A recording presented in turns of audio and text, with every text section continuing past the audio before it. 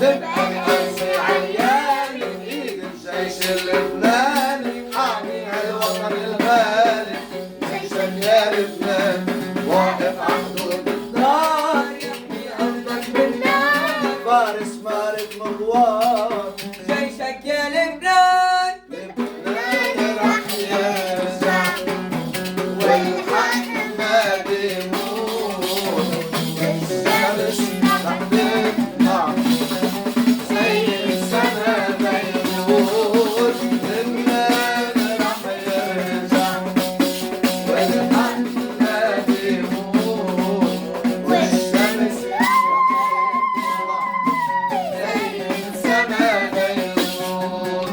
يا رب لا تهجر سما لبنان وتتركوا للبوم والغربان. أما الليالي عجبل بتدور تلشع النار نار ونور. ومهما يتدمر بيرجع يتعمر. بنعمر ورجال رجعوا صوان رجعوا إنسان رجعوا للغنام رجعوا للحب والإيمان.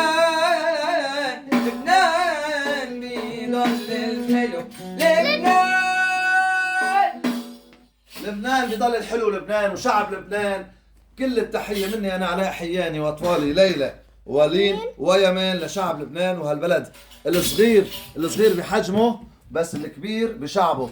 نحن ما بننكر وما بننسى فضل هذا البلد وشعبه الكريم اللي أكرمنا واحتضننا أنا وعائلتي وخلقوا بناتي لين وليلى فيه لبنان. وكبروا فيه. لبنان. وابني كمان لما كان عمره سنة اجا معنا لهون على لبنان وربي في هالبلد. وشكرا لكل مين ساندنا من الشعب اللبناني، كل مين وقف معنا. نحن هذا اقل شيء لازم نعمله من واجب لهالشعب الطيب. نحن عنا اهل كتير هون بلبنان وعنا ناس بتحبنا كتير، وبيكفي لما بدنا نرجع على سوريا في ناس قالوا لنا نحن رح نشتاق لكم. وشكرا لكم ونحن رح نشتاق لكم كتير لكل شيء بحبنا بلبنان شعب لبنان. ومهما يتدمر بيرجع يتعمر. يلا. شكرا يا لبنان. هاي كمان ليلى رح تسمعكم شغله صغيره هيك للبنان. وطني فيك عشقنا خط القلم منك نسجنا لون العالمي. وطني أنت القمح الأصفر شمسا تعلى محبا يكبر دربك وعد للمستقبل. وطني أنت الحمل وطني أنت الحلم الواعي حين يطل مجد شاهد. أنت الماجد. برافو يا ليلى. تحيه للبنان وسوريا الحبيبه. اشتقنا لك يا سوريا، سوريتنا الغاليه علينا. من سوري عايش بلبنان. تحيه للشعب اللبناني مني ومن اطفالي.